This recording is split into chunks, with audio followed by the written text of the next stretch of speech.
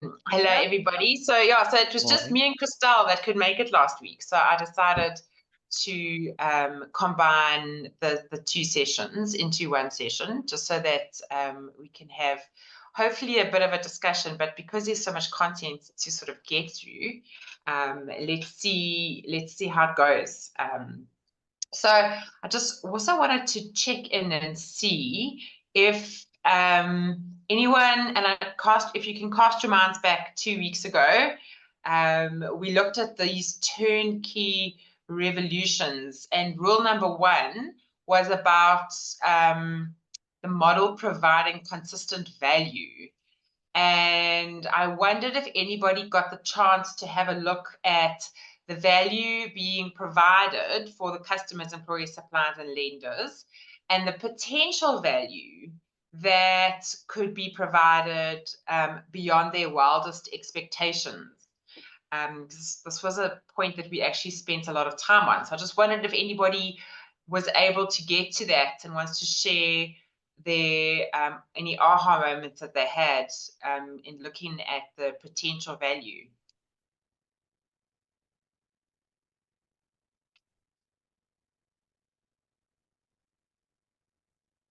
No, okay, cool. We'll move on. No, all right. And then the second thing that was in there was the rating yourself on the rules to win. So how, sort of looking at which of those rules you could do better on, and how, excuse me, and how you could implement, or the action you could take to implement this rule, better going forward. Did anyone have a look at implementing it, at rating themselves? Yeah, I did look at this one because of number 6, the uniform aspect, because I thought that was interesting. And that's fairly easy for me to implement in the practice. But I just haven't actioned it in terms of getting quotes for scrubs and like name badges and that aspect of it. So I noted it, but I didn't do anything about it. Cool. I mean, it's kind of, something that you've pinned to a, future Pumla's problem. Cool. Okay.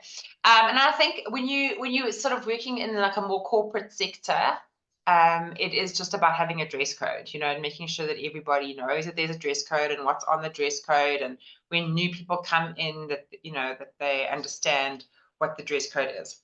Okay, let's jump into Scalable this next week, so this was last week's work, which was chapter 4, and when I first read this book, when I first listened to the book on Audible, was actually the first time I encountered it. When this guy started talking about the business development process, which is chapter 10, my head immediately went to sales. I don't know if anybody else did that, but I was like, why are we all of a sudden talking about sales? And it's taken me a little while to like reprogram my brain to say, we're not talking about sales. Because in my world, business development has always meant the process of finding new business. Did anybody else have that same kind of glitch? Yeah, I had that one too. Okay, so it wasn't just me. Okay. No. Okay, so and the thing is that there's also in this book, he also talks about one of the later chapters we're going to get to. He talks about the business. We've got the business development process and the business development standards. So it gets a little like, oh, which one are we talking to? So this is now the business development process, okay? And the process of differentiating the businesses on the interactions you have with customers,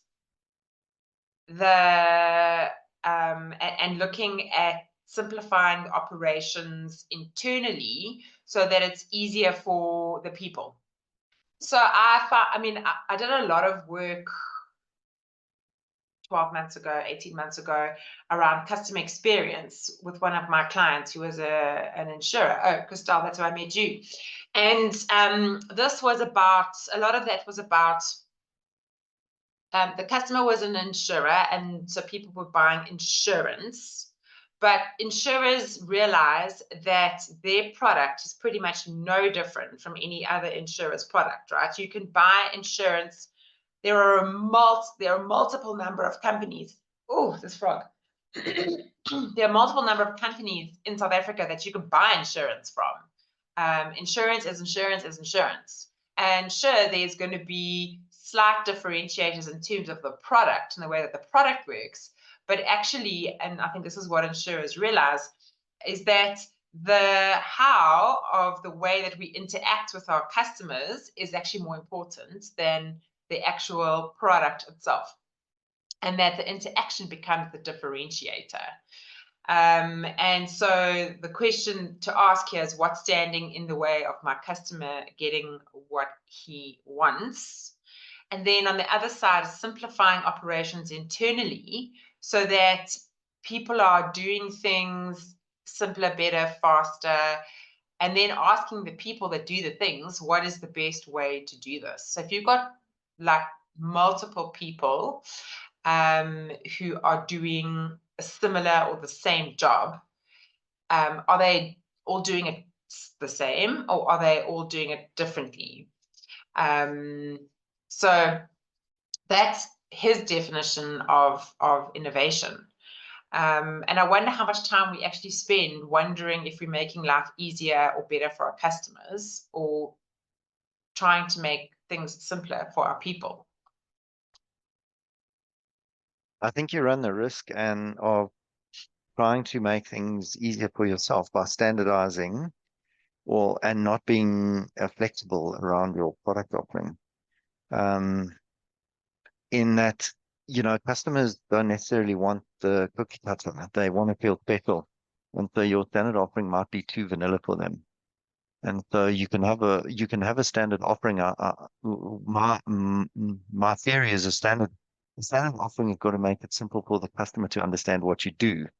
What you ultimately offer the customer is maybe a nuance of that. You can't just play back your standard marketing or product templates to them. It's you would love a customer to take it in exactly the way you've built it, but it never really happens like that. They want something slightly different. And I think if you've got the flexibility, that's great. As a small business, we should all have that flexibility.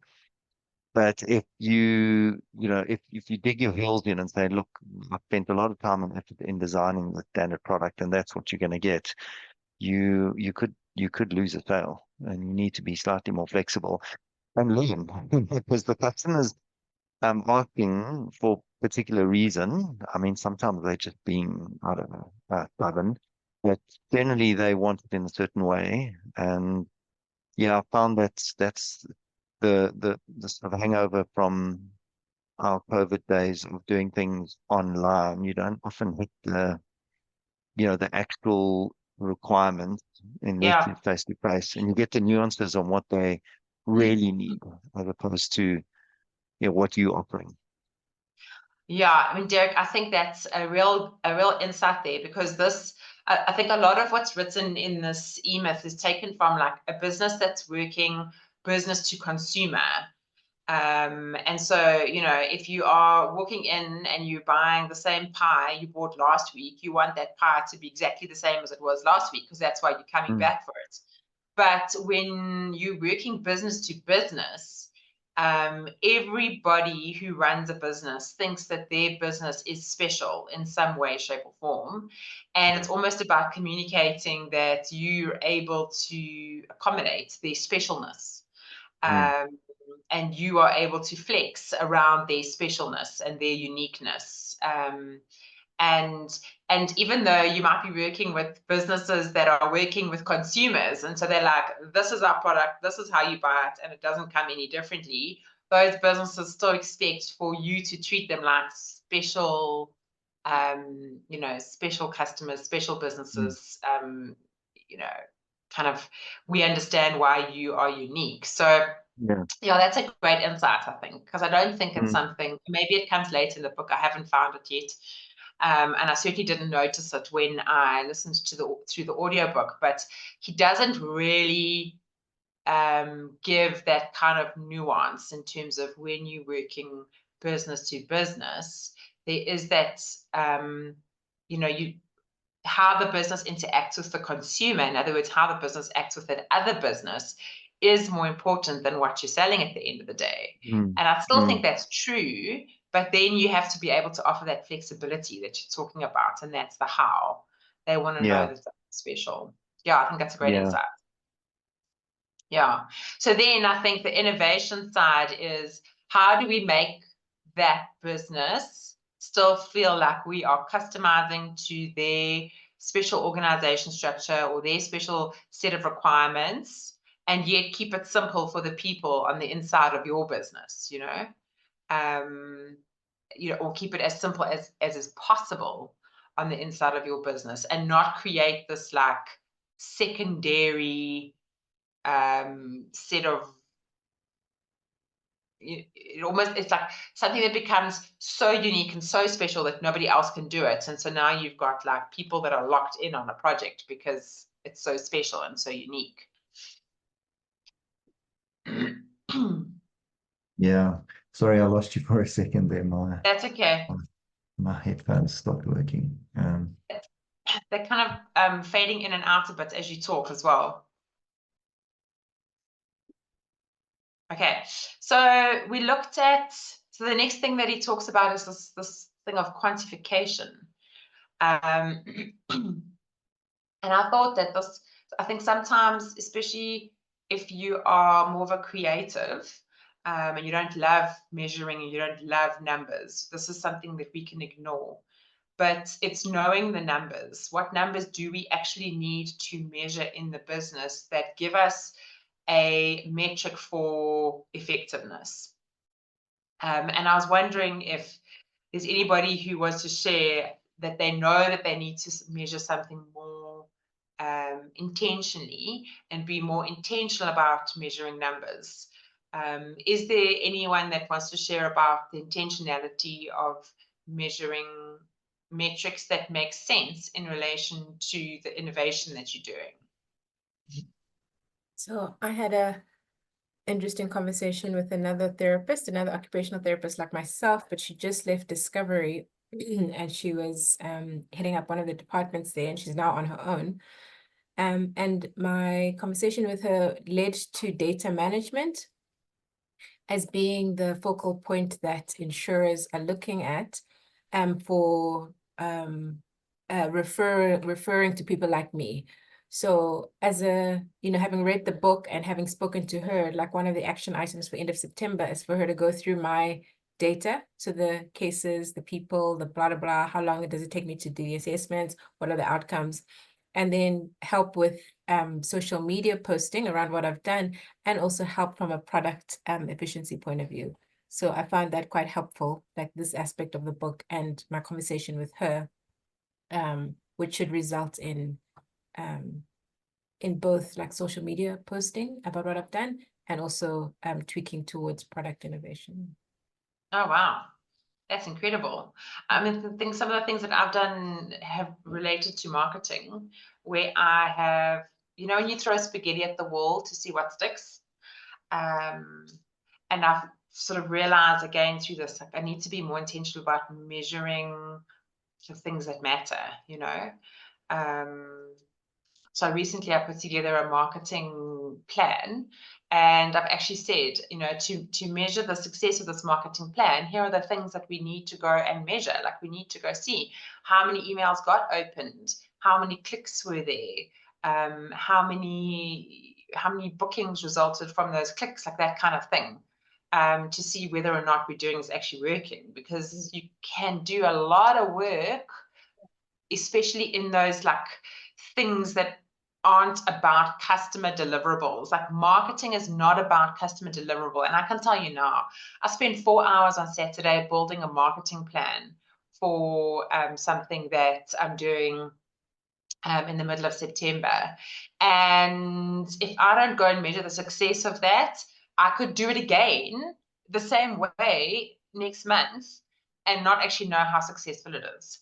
And then those 4 hours could become another 4 hours, and they could be a useless 4 hours. So yeah, especially when it comes to that stuff that's not like very nicely quantifiable, like marketing. I think we can spend a lot of time if we don't measure.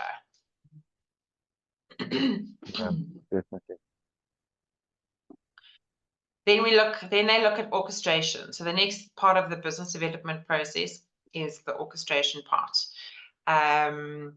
And this is the quote here: if you have not orchestrated it, you don't own it. So if it wasn't you orchestrating it as the business owner, or something that's sitting properly orchestrated in the business, then do you own it? Or does the person who is in charge of that department own it? Or does that employee who does it the best own it? And so, I mean, Pumla, I was reflecting on, you shared with us that you had changed virtual assistants, and that the changeover, and I thought that changeover only goes smoothly, right, if you owned all of that process. Or if you owned all of that collateral. If you didn't own it, that changeover doesn't go smoothly. So if you think about somebody who's left the business and then there's been this protracted handover, is it because they owned too much of the IP and there wasn't enough documentation, or whatever the case may be? And so I think the thing to think about here for Derek, because he's the only one on this call who's got like a business with multiple people, is if you think about your best customer facing person in the business, if they were to leave the business, would they take any secret sauce with them? Should they be training others on how to delight the customer the same way that they delight the customer? And then for those of you that are solopreneurs, is to think about what is the customer that you feel is getting that best experience from you. They're raving about you, they're loving your work. How can you capture that and replicate that recipe so that your other customers get a similar or same experience? And think about who's getting that experience, how you bring them up to that same sort of level. Because again, it's about the feeling the customer has, not necessarily about the what you're giving them. So which customers absolutely love you? Who's working on those customers? What is their secret sauce? How do we replicate that across the whole business? Yeah, and also to build more than just one relationship, because you could have the reverse where the champion and the customer leave, and so even if you still got your very good resource, the rapport was actually one-on-one. Always remember somebody told me that business is done between people, not between companies. And so people relationships is very, very important, both on the customer side and on your side. And you can't control your customer and who you have to deal with. So one has to build more than just one relationship. I think that's good risk. Just a good risk profile to take on that. Definitely. So it's so important, because at any point in time something could happen to that one resource that owns that relationship, and then you're starting from ground zero again. 100%. So then the next chapter is this business development program. So not process now, program. And the book is now going to take us through these 7 different strategies and objectives that we as business owners need to start implementing or start thinking about or update. Maybe it's a long time since you thought about them. And the first one is around your primary aim. So in many of the business books that I've read over this last year, the business book is very clear on the fact that this is about you. This is about you as the business owner. You've started this business because you want something from it. And this primary aim is about looking back at that and reminding yourself, what was it that I wanted from this business? And your primary aim is necessary to get the business on board with what it is that you are trying to create for yourself. What is this life that you're wanting to create for yourself, and how can the business contribute to that? And I think sometimes, and I'm not sure, Derek, you're the only man on the call, so you can comment, but sometimes I think as women, we are shy to actually put what we want on the table. And so we operate businesses that kind of just get by, that just cover our needs and don't necessarily develop wealth or build wealth. But I think if we want to build wealth for ourselves, it's very important that we are very upfront about the fact that the primary aim of the business is to build wealth for ourselves. It is to create the lifestyle that we're looking for our families, or the freedom, whether it be financial or time, that we're looking for. So this primary aim is the vision that brings the business to life for us. Otherwise, it's just drudgery. Otherwise, you've just created a job for yourself. Pamela?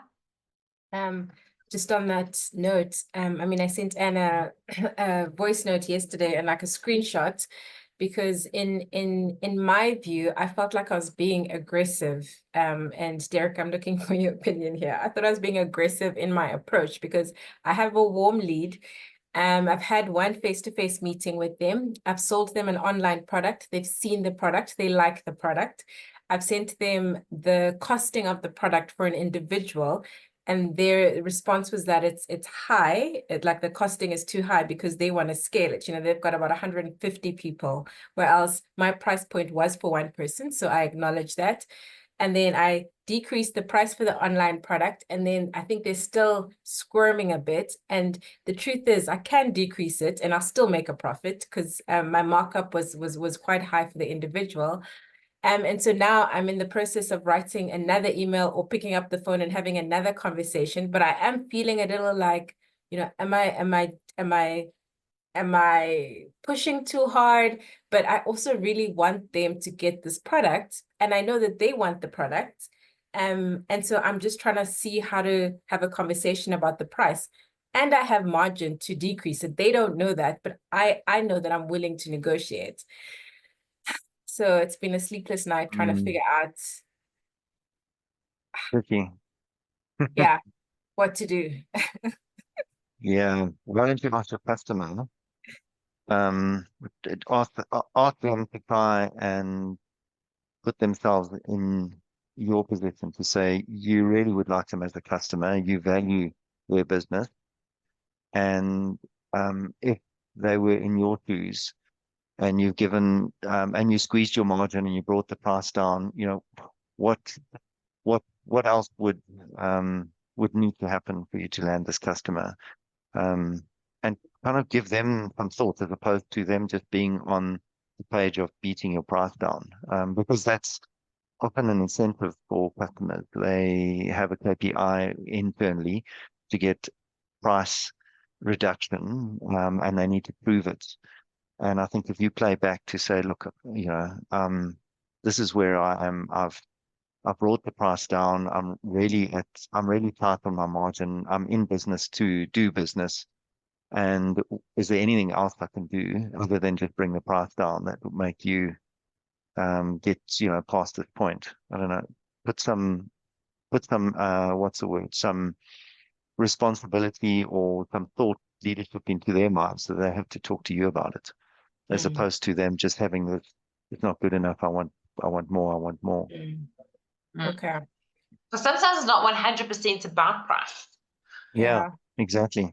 You know, KPIs on procurement guys are pretty easy.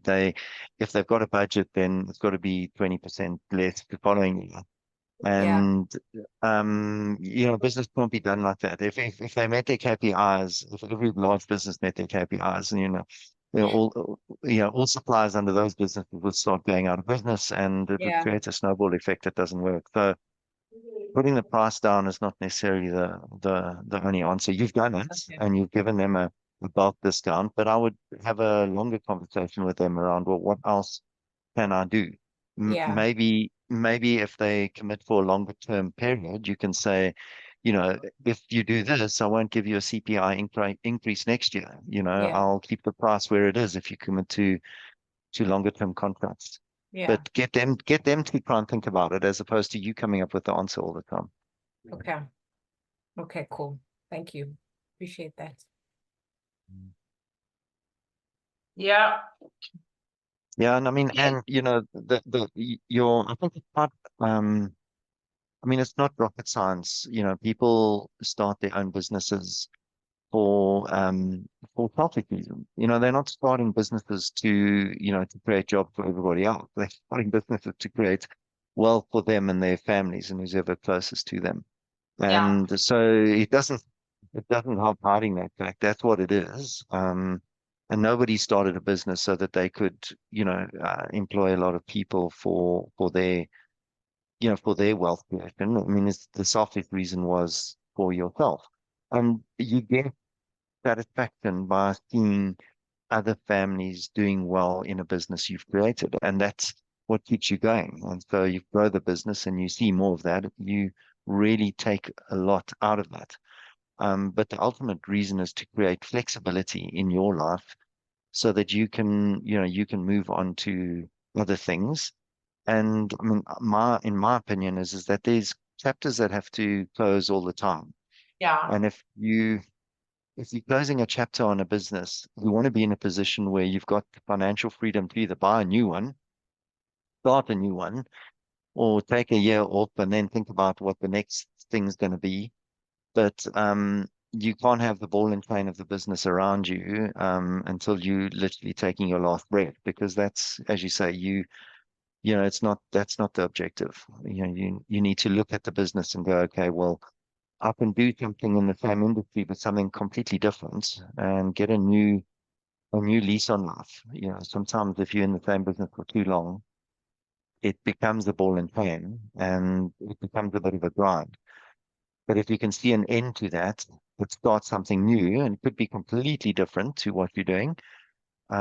Or it could be something within the industry, because let's admit it, you've got the years and years of experience of being in that industry. You've got things to add, things to offer, maybe change the dynamic, change why you go into work every day, what you deliver to customers, to something different, and you know, start something new, and create that for the next 10, 20 years. Move on from what you've created. It's doesn't have to be a ball and chain. Yeah. Yeah. And I think sometimes when people haven't gone into business, they've gone into business out of necessity. They've gone into business maybe because they wanted more flexibility, or they had a sick parent and they needed time, or they had, you know, there was some kind of big change in their life and they needed to create a business for themselves. And I think there are quite a lot of people that create a business out of necessity, can't find a job, so I'm creating a business, or you know, can't find the right opportunity, so I'm going to create a business. But I think sometimes people don't necessarily know exactly why they're going into business and exactly what that aim is. And so you can find yourself in a position where you're in business and you had a couple of reasons for being there in the beginning, and 5 years down the line, those reasons have changed. And I think it's good to look and say, okay, I've now met my objectives that I set in the first 3 to 5 years of this business. Where am I going now? What do I want from it now? My season of life has changed. What do I want from it now? And I think it's okay to change your primary aim based on the season of life that you're in. I mean, Pumla, you've been solo for quite a while now, and your season of life has changed since you started the business.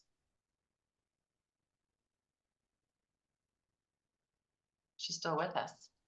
Oh, she's dropped off. Okay. So there's these questions that you can answer, these 8 reflective questions that you can answer to define your primary aim. And if you haven't got sort of a kind of a primary aim or a goal document or a letter from the future, like those kinds of things, I would definitely spend some time going through this and making sure that you have answered these questions in some way, shape, or form in your primary aim document. or your letter from the future document. So these are those questions that he has in the book, majority of them, and I have just popped them in here so that we've got them to go back and answer. But definitely, if you're not getting what you want from your business, I think you're going to start hating your business. Yeah. Definitely, and that's a slippery slope, because that rubs off onto others who are very motivated and or very committed. So you've got to know when that point is. Yeah, definitely. And I think if you hate your business, or if you're not loving what you're doing, and it's not fulfilling you, and it feels like hard work to get up every morning and go to work, then these are the questions I would come back to. And I would then revisit this and say, okay, why does it become so hard? Why is it so difficult? Let's come back to the primary aim. Is it still the same? You know, am I still, do I need to change this business slightly? Do I need to do something differently? Do I need to introduce a new thing? And I think we should give ourselves permission slips to change the business if you are no longer excited about it. Yeah. Okay, so we're moving on to this week's chapters, which was chapters 13 and 14. And so we're looking at the first one, which is the strategic objective.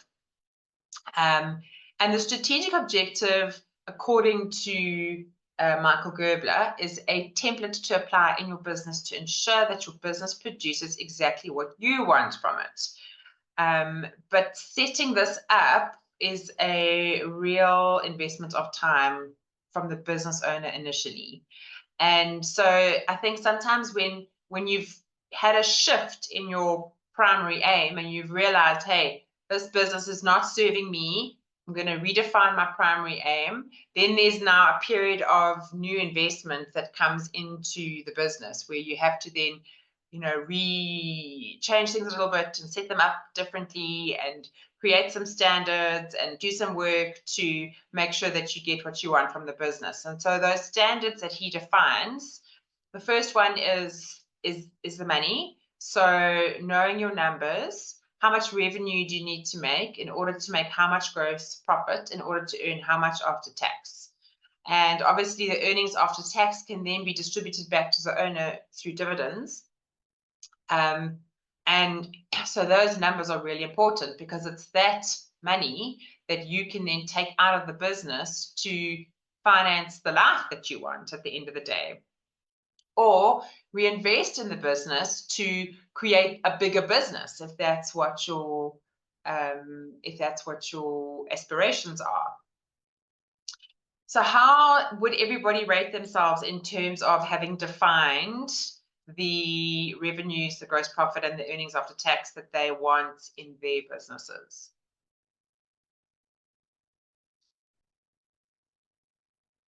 Christelle, you've been very quiet. Do you know what revenue you need to earn in your business to get the earnings after tax that you want out? I have an idea, but this is still an area that needs a bit of work for me. I would need guidance, and so I will be speaking to you about this, but I do need to work on this bit still. You know, I have an idea, but I'm not there yet, so.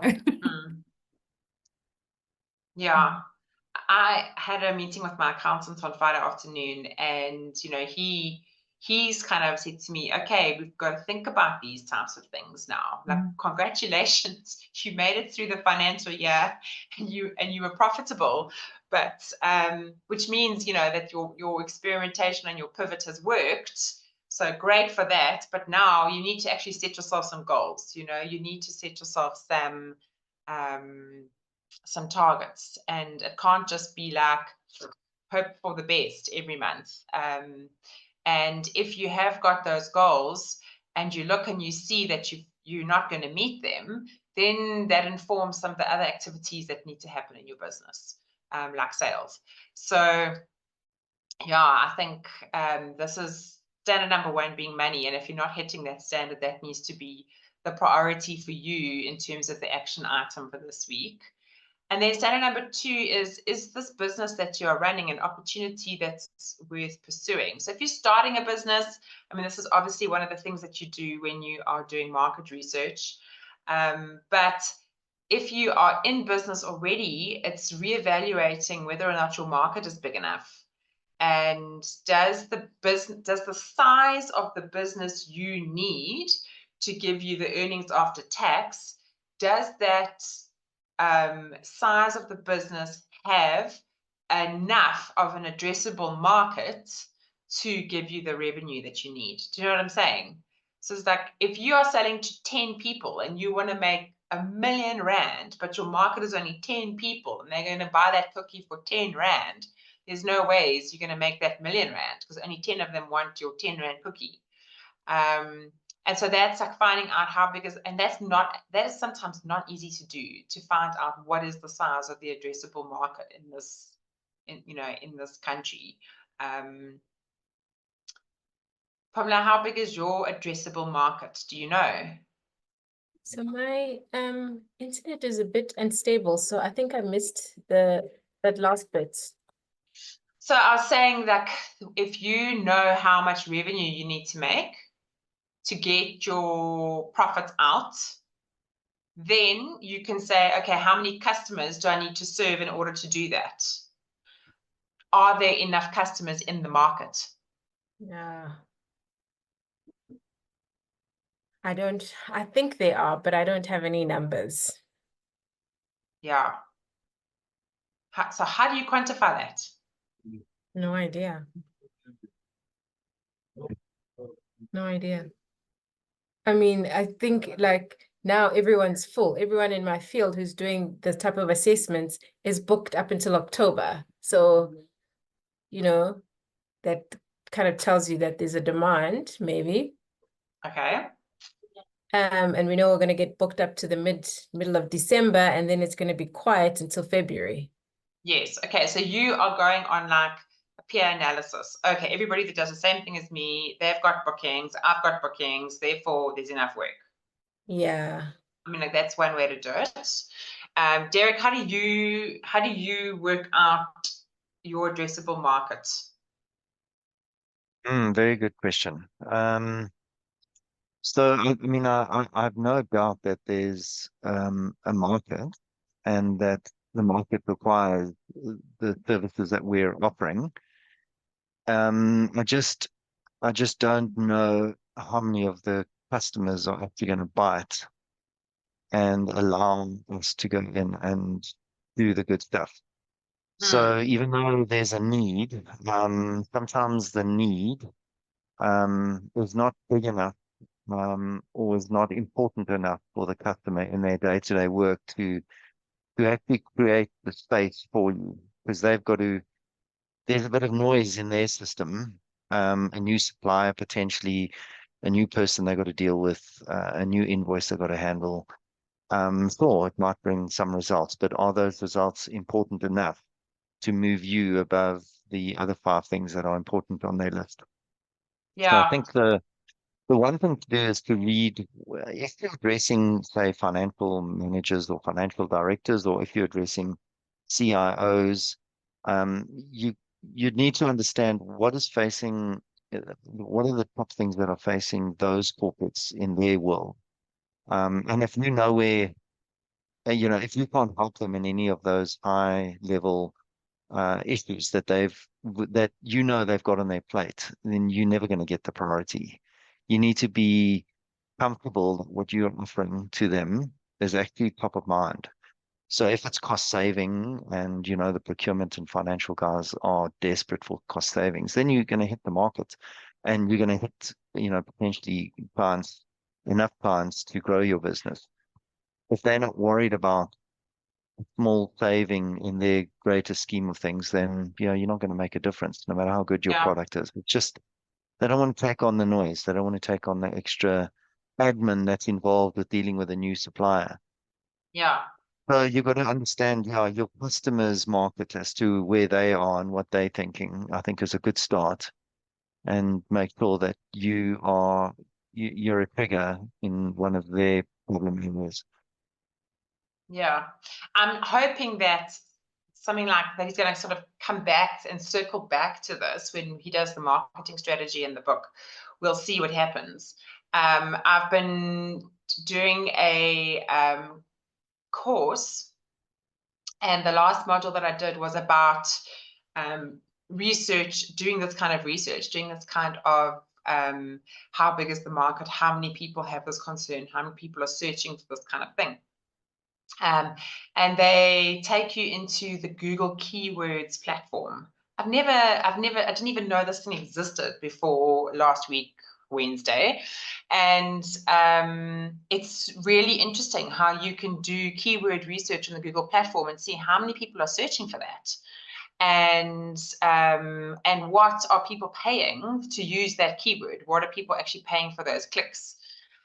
So when I get a chance this week, I will record a little quick short video on how to use that platform, and so that you can see, and you know, like in Christelle's world, where Christelle is serving like solopreneurs or busy entrepreneurs who don't have enough time to do a specific thing, or entrepreneurs who need diary management and kind of a PA to run their lives. I mean, you've got a huge addressable market. I mean, there's thousands of us. But then in Derek's case, where he's serving the corporate South Africa, maybe there's what, like 1,000 listed companies. So when you do, or you know, whatever the market is. So Christelle's got 10,000 people that she could be servicing, and Derek's got like 1,000 potential customers, of whom maybe only 2% will buy. So, you know, what does that mean? It means 20 people who we can actually really be having those conversations with. And so when you know that, you are then able to be like, okay, guys, this is the standard. And so when we're only having 20 conversations, that's actually okay. That's actually really good in terms of the addressable market. So really knowing that can also help you manage your expectations around what is achievable. But I will, and then also, you know, use the Google keywords wisely. Don't set yourself up with expectations that are unrealistic. And then your own standards, right? So you're going to have your own standards in your business, like how quick your turnaround times need to be, or the type of ratings you want to get from your customers, or maybe employee retention, if that's important to you. So that's about asking the other questions, like what's important to you in this business, what aligns with your values. So if you've got business or company values, what are those standards that are associated with those values, so that how do you measure adherence, or the adherence is a terrible word, but how do you measure like that people are on brand in terms of with your values? All right, so then we move to the next chapter, and the last chapter for today, which is about the organizational strategy. And I love this quote that he used at the beginning of the chapter. An organization is therefore a structured institution. If it is not structured, it is a mob. Mobs do not get things done, they destroy things. I had a good chuckle over that one. Yeah, it's you can picture it. That's the thing. Yeah, and yeah, I had when I set up a service desk for the managed services business that I was working with. We set it up because it was total chaos. Like everybody was driving things off of spreadsheets, and you know, people were being as helpful as they could, but it was just chaotic. We had too many customers wanting too many things, and too many people just doing their best and dropping balls and not checking emails properly, and it was just horrible. It was, and I just felt like we were destroying our relationships with our customers by not giving them the service that they'd come to expect, because the business was getting too big. And there is that thing called sustainable growth rate. If you grow beyond what is sustainable, you start dropping balls. And that's where you, even as a business of one, it can turn into like a mob, because you've got too much going on and you're just dropping balls. not keeping promises. So I have done some work recently with Alon Reyes. I attended one of his strategy workshops, and he is famous for saying this quote: strategy is delivered through departments. And so your organizational strategy is how you intend to deliver through these departments. And the book gives these three critical ones: finance, operations, and then sales and marketing. And I think any business has got to have these three things. And my signature for Solutioneers is Chief Everything Officer. So I know that I am the chief of finance, I'm the chief of sales and marketing, and I'm the chief of operations. Like, I am the chief of all of those things. And it's a very conscious signature, because it reminds me that all of that is my responsibility. But then the question is, how do you take that strategic work that you as the owner of the business need to do, innovating, quantifying, and orchestrating, and start to replace yourself in the business in those, you know, functional blocks of finance, operations, sales, and marketing? So while your organizational chart may have your name everywhere, right? Can you start replacing yourself? And I mean, in Derek, in your case, it doesn't have your name everywhere, which is fantastic. But how do you start at the bottom of the organization to replace yourself? If you are the business owner and you are doing everything. If you, like in Derek's case, where you have an established business and you're not at the bottom, and you actually haven't really got much to do with that work happening at the bottom of the business, how do you make sure that things are being taken seriously at the, you know, at the coalface, at the customer facing level? How do you make sure that there are standards and processes and procedures, and that innovation is happening, and that the work is, you know, quality and giving the customer what they want? So there's two different types of problems here. One is the replacing yourself problem, but then the other one is making sure that what's happening after you've replaced yourself, what happens at the bottom continues to be of good standard.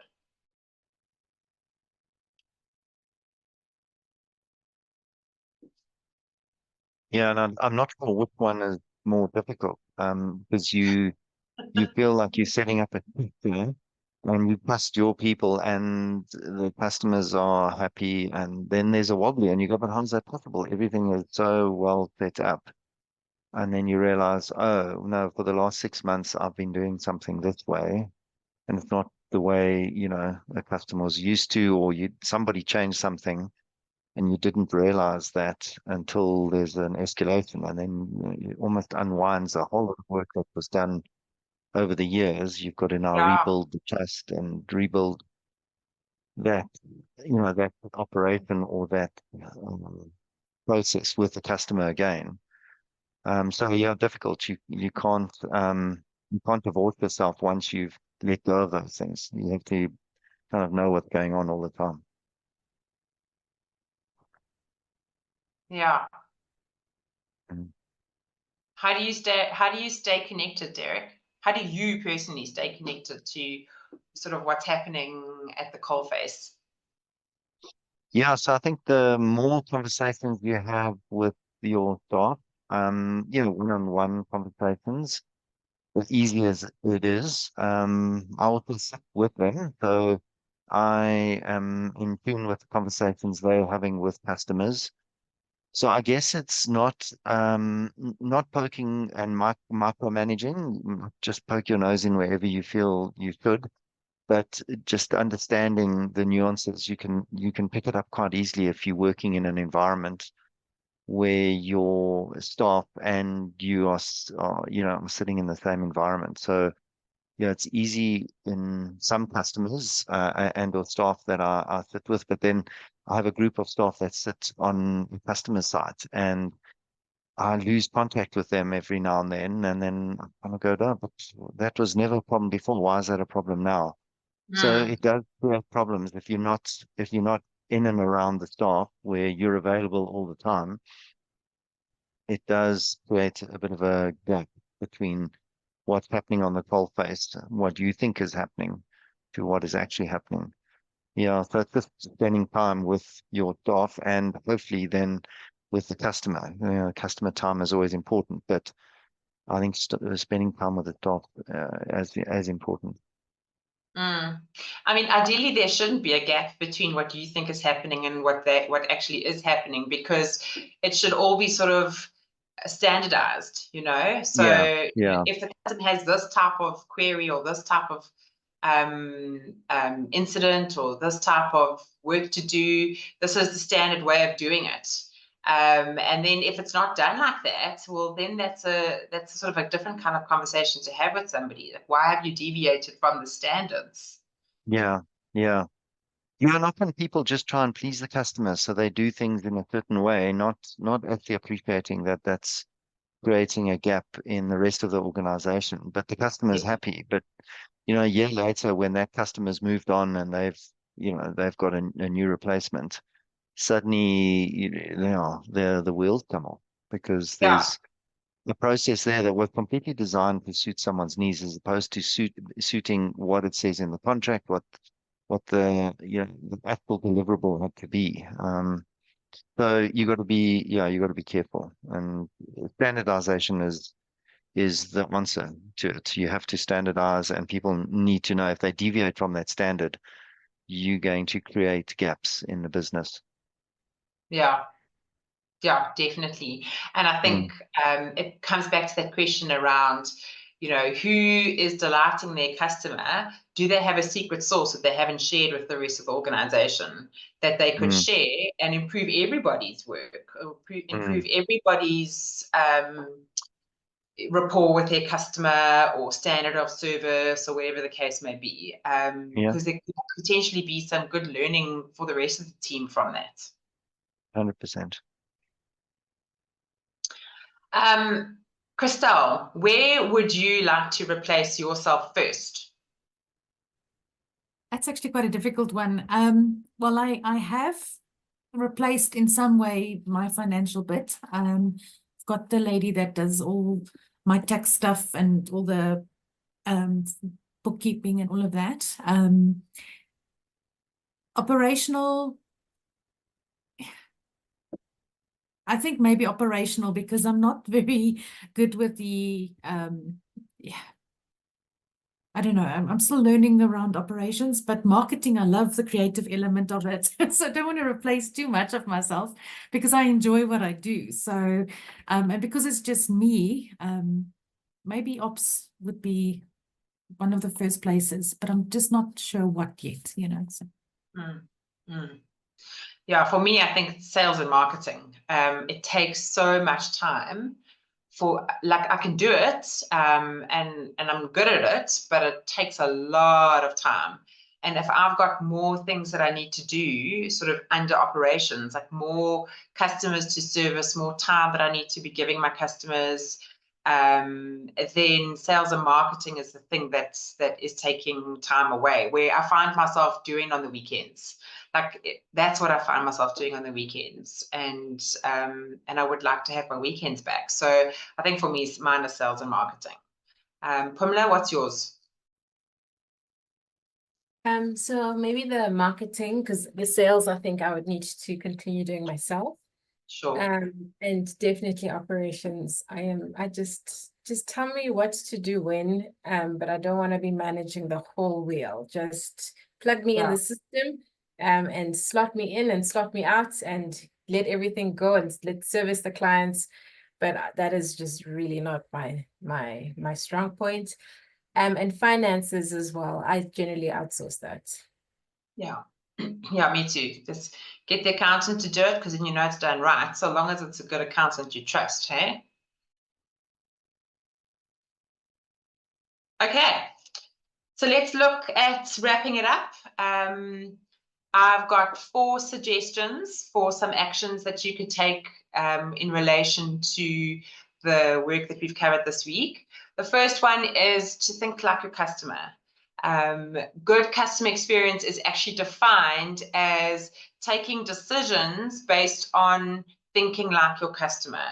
And so if you're not really sure who your customer is, you need to do some work around customer personas, do that work. who are your customers and what do they want to feel? Because they're often buying a feeling from you, not just a product.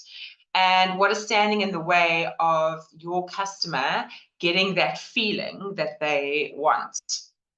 The second thing that you could do is you could simplify internally. So where you feel like you've got a process that is clunky and taking too much time and frustrating your people, ask your teams, what is frustrating you and what is the best way to do this? Who has a good way of fixing this problem? So that could be a great topic for and maybe a meeting that you are going to be having with your teams. And for those of you that, so I need to have this conversation with my bookkeeper this week. I need to ask her how we could simplify things between the two of us. So just because you don't have employees doesn't mean you can't be asking this question between you and your VA or your bookkeeper or whatever the case may be. If you haven't revisited your primary aim in a while, there are those 8 questions to answer in the book. And if you haven't yet defined your standards, like how much money do I need?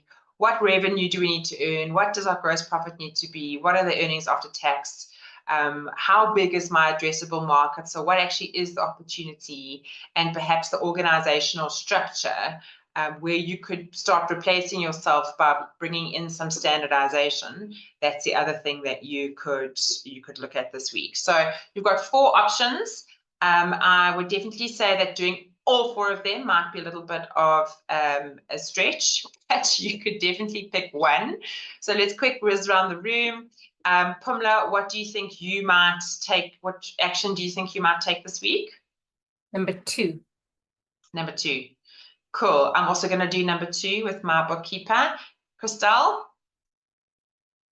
I'm actually going to see if I can do all 4 of them. I just want to, I'm not trying to impress anyone here, but I want to do this and I want to do it properly, you know. So this is why I've joined these calls. This is why I need to learn. So I'm going to do it. I'm going to do it, ladies and gentlemen.